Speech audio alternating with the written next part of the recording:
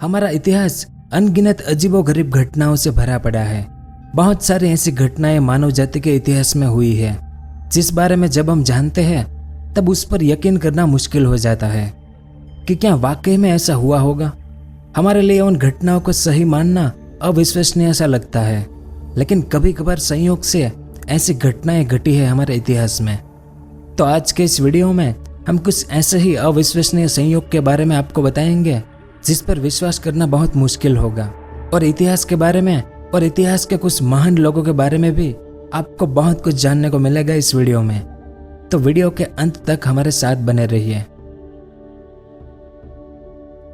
अगर आप stock market में नए हैं और अपनी हार्ड एंड मनी को इन्वेस्ट करके अच्छा रिटर्न लेना चाहते हैं तो एक्सपर्ट एडवाइस और क्वालिटी स्टॉक रिसर्च की हेल्प से कर सकते हो। आप इन्वेस्ट और ट्रेडिंग करने के लिए सही गाइडेंस का होना बहुत जरूरी है, लेकिन उससे भी पहले आपके पास एक डिमैट अकाउंट होना जरूरी है। आप मोतीलाल ओसवाल पर फ्री में अपना डिमैट अकाउंट खोल सकते हैं। इनके 19 लाख से भी ज्यादा कस्टमर है और 30 साल के एक्सपीरियंस के साथ ये सर्विस प्रोवाइड करा रहे हैं, और कोई भी मेंटेनेंस चार्ज भी नहीं है। आपको बस अपना पैन कार्ड, आधार कार्ड और बैंक डिटेल्स वहां सबमिट करना है। इसके साथ ही आपको एक पर्सनल स्टॉक एडवाइजर भी मिलेगा जो आपको स्टॉक के बारे में गाइड करेगा कि कौन सा स्टॉक खरीदना है और कौन सा स्टॉक बेचना है। मोतीलाल ओसवाल की मोबाइल एप्लीकेशन पर आपको स्टॉक रिकमेंडेशन के रियल टाइम नोटिफिकेशन भी मिलेंगे, वो भी बिल्कुल फ्री में। अगर आप मोतीलाल ओसवाल पर अपना डिमैट अकाउंट ओपन करते हैं तो आपको 25,000 की वेलकम बास्केट मिलेगी, जिसमें आर्टिफिशियल इंटेलिजेंस बेस्ड टूल, 3,000 के डिस्काउंट कूपन और 1,000 का ब्रोकरेज कैशबैक मिलेगा। तो यह एक fast and secure trading platform है जिसमें आप मोबाइल ऐप से या फोन कॉल से इन्वेस्ट कर सकते हैं। वीडियो के डिस्क्रिप्शन में मैंने लिंक दी है, उस पर क्लिक कीजिए, अपना नाम, मोबाइल नंबर और सिटी एंटर कीजिए और तुरंत अपना ऑनलाइन डिमैट अकाउंट ओपन कीजिए। तो इसमें सबसे पहला संयोग है, दाढ़ी बनाते ही मौत हो गई। आपने ऐसे कई लोगों को देखा होगा जिन्हें अजीबोगरीब शौक होते हैं। ऐसा ही शौक था 16वीं सदी में ब्रूनो के मेयर हंस स्टिग्निंगर को। उन्होंने अपनी दाढ़ी को कभी नहीं कटवाया था। बढ़ते बढ़ते उनकी दाढ़ी इतनी बड़ी हो गई कि वे उसकी चोटी बनाकर उसे कंधे पर टांगते थे। इस इमेज में आप देख सकते हैं उनकी दाढ़ी करीब 4.5 फीट लंबी थी। तो जिस दिन हंस मरे थे उस दिन उनके साथ एक अविश्वसनीय घटना घटी थी।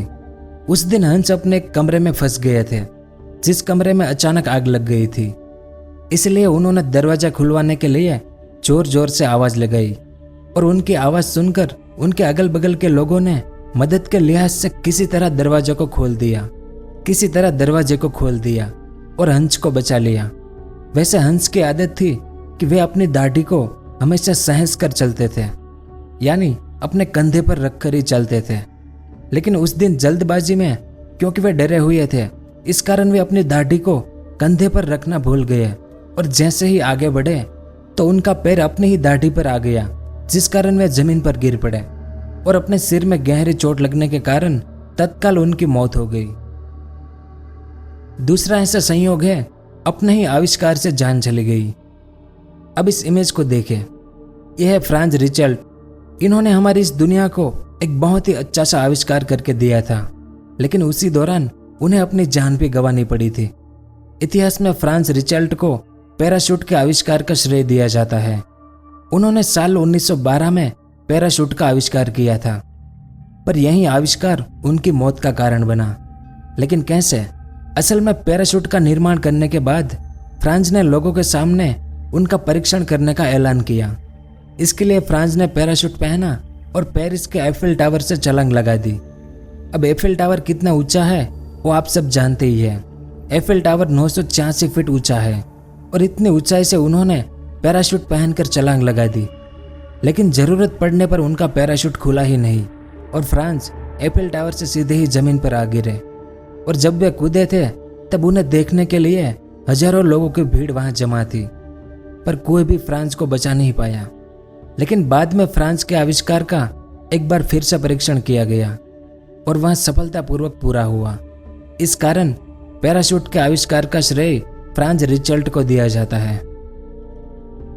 तीसरा संयोग है, खाने के शौकीन को ज्यादा खाना भारी पड़ गया।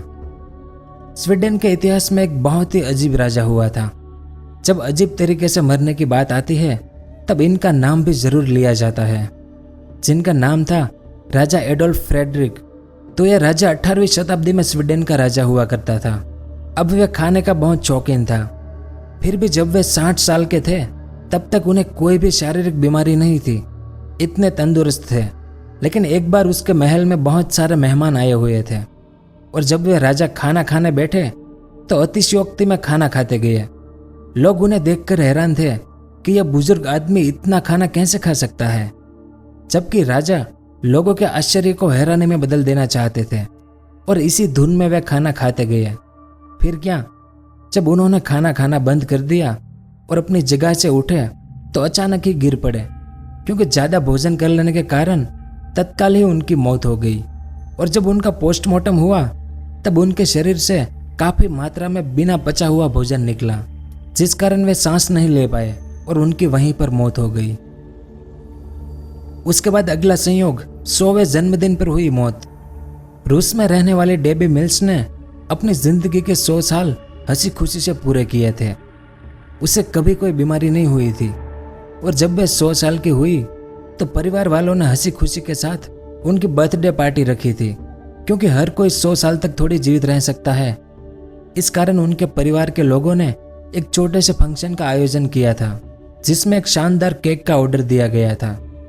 लेकिन केक के आने से पहले डेबी मिल्स अपनी पोती के साथ घर से बाहर निकली और एक सड़क पार करते वक्त एक ट्रक से टकरा गई और मौके पर ही उनकी मौत हो गई। पर जानकर बड़ा आश्चर्य होगा आपको कि जिस ट्रक से वो टकराई थी वो वही ट्रक था जिसमें डेबी का केक आ रहा था। उसके बाद का संयोग, जैसा डेमो दिया वैसे ही उनकी मौत हुई। इस दुनिया में अपना इतिहास कायम रखने वालों के नामों की एक लंबी लिस्ट है। इस लिस्ट में एक नाम है क्लाइमेट लाइट्स व्लादिगम।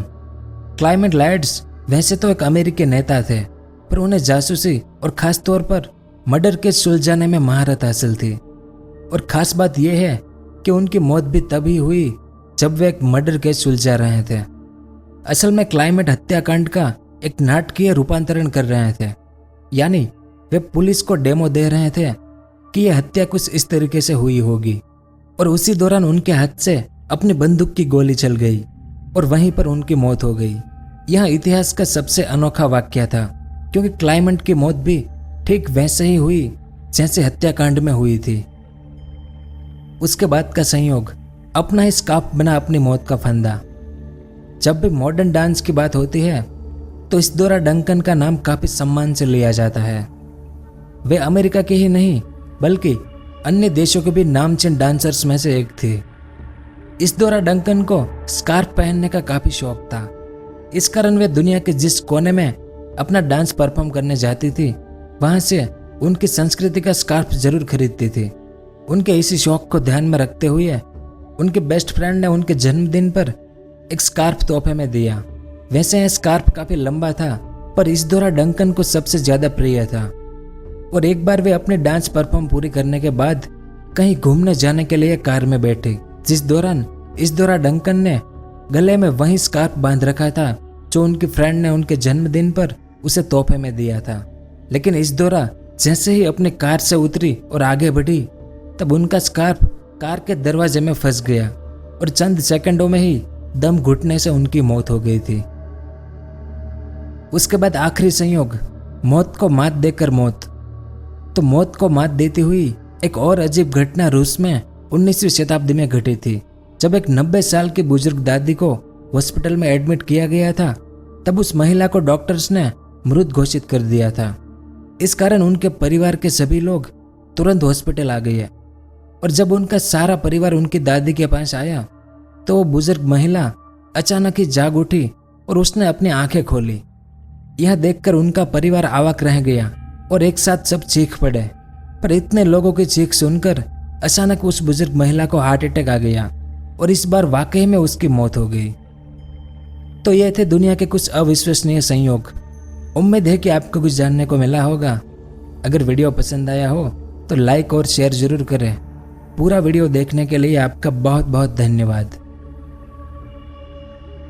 अगर आपको इस तरह के इन्फॉर्मेटिव वीडियो देखना पसंद है तो हमारे इस चैनल को सब्सक्राइब करें और हमारी नई वीडियो सबसे पहले देखने के लिए इस बेल आइकन को भी जरूर दबाएं।